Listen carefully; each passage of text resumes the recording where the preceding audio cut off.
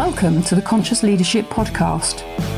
In this podcast, we discuss the how-to of creating conscious leadership for business, life, and the world.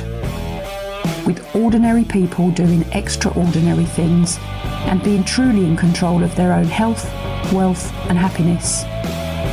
Knowledge plus action with a plan creates magical results. Introducing your host, Julie Hogbin, author, international speaker, mentor, disruptor and creator of conscious leadership and property investor living in the UK.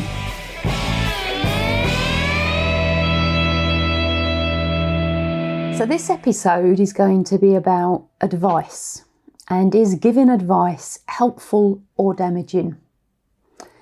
And I'm not sure whether you have ever felt like you have been given advice that you haven't asked for, and how that leaves you feeling. And please remember, we are all in charge of our own feelings. So if someone gives you advice, as in telling you what to do, and you haven't asked for it, how do you feel? How do you allow yourself to feel? Or if you ask advice from somebody and they don't give you it, how do you feel? So is giving advice helpful or damaging? And of course it can be both. So let's have a look at what that really means.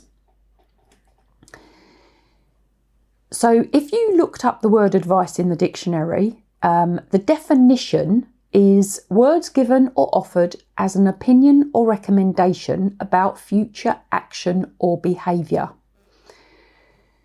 So when we give advice, it is forward focused, and that advice of course can be get on and do it, or it could be don't do it. So advice can be positive and or negative. Let's look at why people ask us for advice. And when people ask us for advice, it's generally because they consider us to be the expert. We have the experience, we have the knowledge. Sometimes others want us to validate their own decisions. More often than not, if someone asks us for advice, they trust us.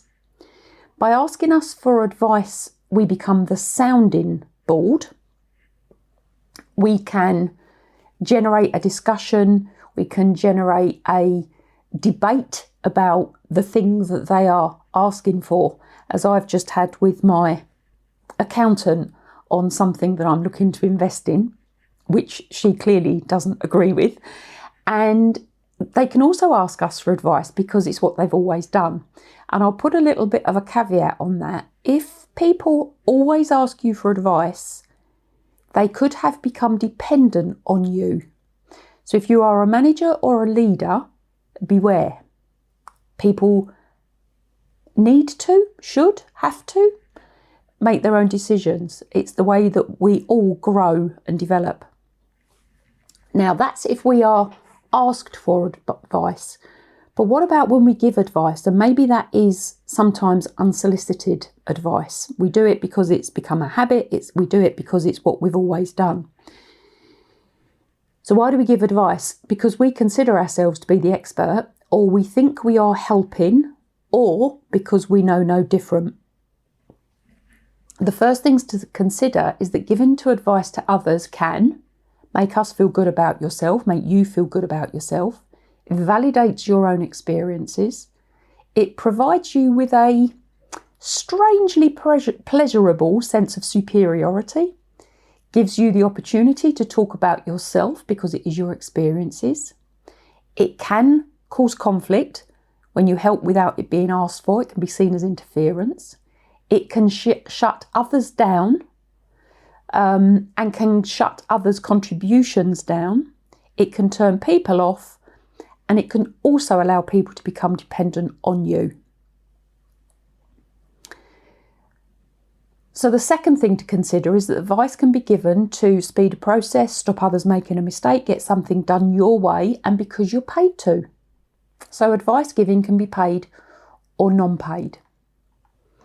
And very often advice is requested because people cannot solve the problem with the same level of thinking that created it. And for advice to be effective, whether it's asked for or given freely, you must be prepared. And if you think about mentors and advisors, whatever title they take, They will approach the task of giving advice as if it were an objective, rational exercise based on their technical knowledge and expertise. Advice giving is almost never an exclusively logical process.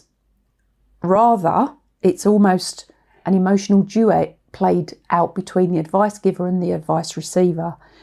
So giving advice, receiving advice, there will always be emotions involved. And by giving advice, you may be telling others that they've done something wrong, or you may be telling them something they do not want to hear. As the advice giver, you need to learn to recognise, you need to learn to deal with and respond to the receiver's emotions. If you do not do that, you'll never be an effective mentor or advisor. And you may find that people come to you for advice less.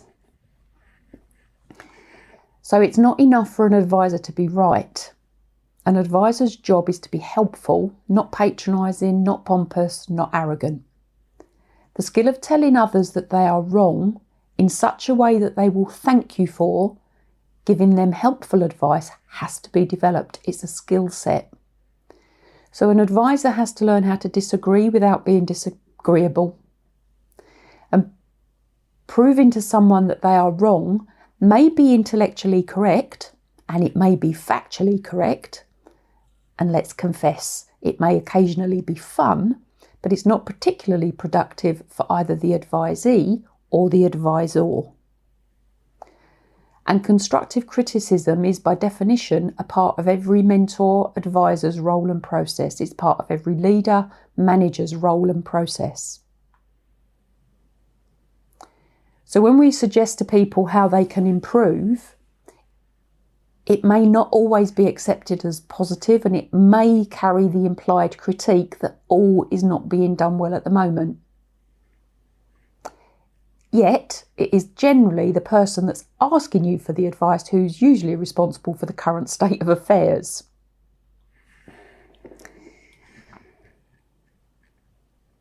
The diagnosis and solution of a problem, and I'll do more on problem solving in another episode, can never be performed without considering the sensitivities, the emotions and the politics of the receiver's situation. No matter how technical your field or discipline, the act of giving advice is crucially dependent on a deep understanding of the personalities involved. I'll do more on personalities as well in a later episode. And on the ability to adapt the advice giving process to the specific individuals involved. So again, comes back to there is never just one way of doing anything.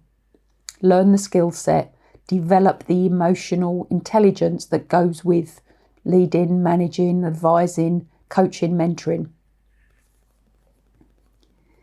It's an essential part of the advisor's role to reveal problems, barriers and issues which the advisee, mentee may not be aware of, your member of staff may not be aware of.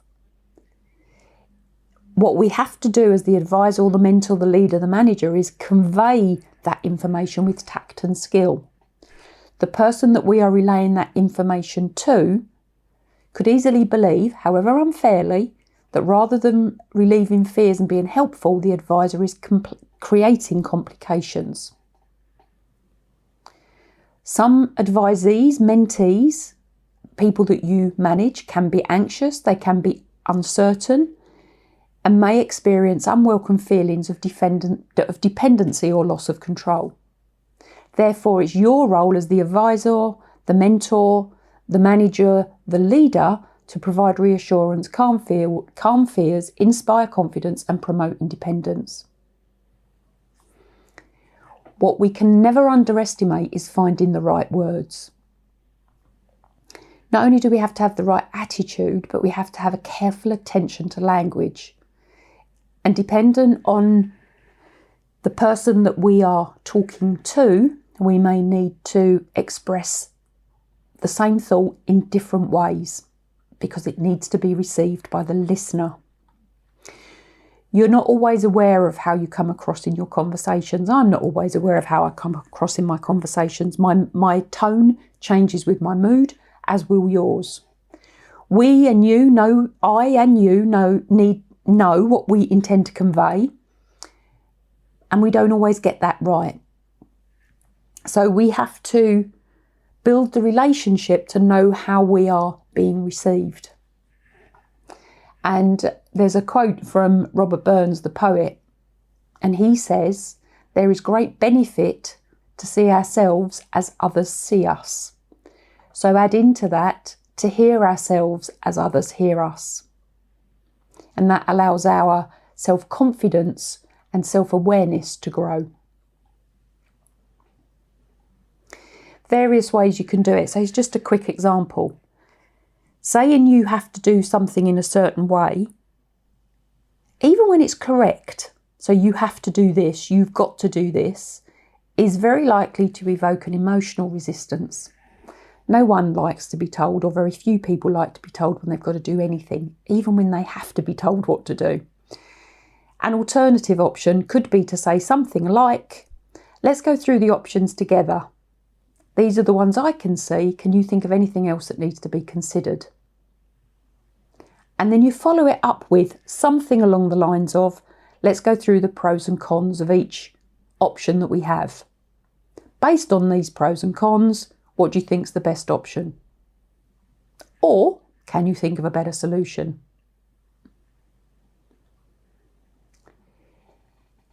What you could then say as the mentor, the leader, the manager of the choices that we've discussed, it appears that X, blah-de-blah, seems to be the most likely to work. What do you think? You are leaving the conversation open for the individual you're talking to come up with a different solution or to ask another question. So you're leaving the relationship open. Another thing that I learned very many years ago, thinking about language, thinking about advice, thinking about mentoring, thinking about coaching, thinking about being a manager and a leader, when you have explained something to somebody, please do not at the end of it say, "Did you understand that?" By saying, "Did you understand that?" it's putting the onus onto the other person that was listening to say no. By inference, if they didn't understand it, they could possibly be thinking how daft they are to not understand, especially if you are in a position of power. So an alternative phrasing could be along the lines of, "Have I explained myself well enough?" Which then allows them to say, "No, you haven't." They are in a safer and more secure position. You can then ask them which bit you hadn't explained well enough, and they can ask questions on that. Effective advice giving requires an ability to suppress your own ego, to suppress your own emotional needs, and to make the person that you are giving the advice to think that the solution was theirs, or is at the very least their decision. If we, as advisors, mentors, managers, coaches, leaders, whatever role we are that's listening to this, cannot develop that skill set, the advice we give could be seen as non-helpful, non-useful, and not be acted on, which then makes our time, our energy, a waste of time and energy.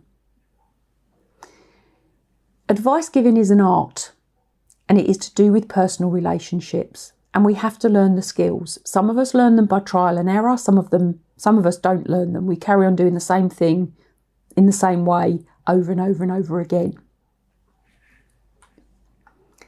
An advisor's role, a mentor's role, a manager's role, a leader's role is to be the expert guide. And it's to be the expert in the process of reasoning through the situation. And your ability to be accepted as the advisor, as the trustworthy guide, can be damaged if your advisee believes that you've already reached your own inflexible conclusion. And this, of course, depends on what you are being asked advice about. One of the key things that an advisor must not do is commit themselves to a single advisory style and say, "Well, that's my style, the advisee can take it or leave it."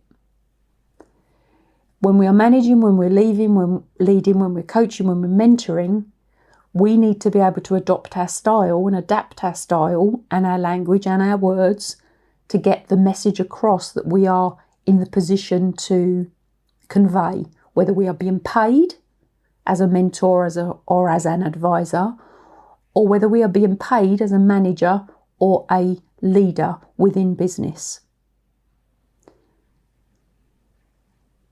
And as a final caveat on this, we give our advice free and we give our advice paid. We give advice because we want to, because we think we are helping, and we give our advice because we are asked for it. And that provides a flowchart of how and what we should do and how and what we should do it. Sometimes if we're given advice, there is only ever one way of doing the thing and it has to be done that way. There is no give nor take on that. And sometimes when we give advice, it is far more flexible as to the result that's achieved. And once again, if you've got any questions on this, if you need any advice, if you want a personal conversation with me around any of this, please contact me. Julie Hogbin, Conscious Leadership for Business and Life.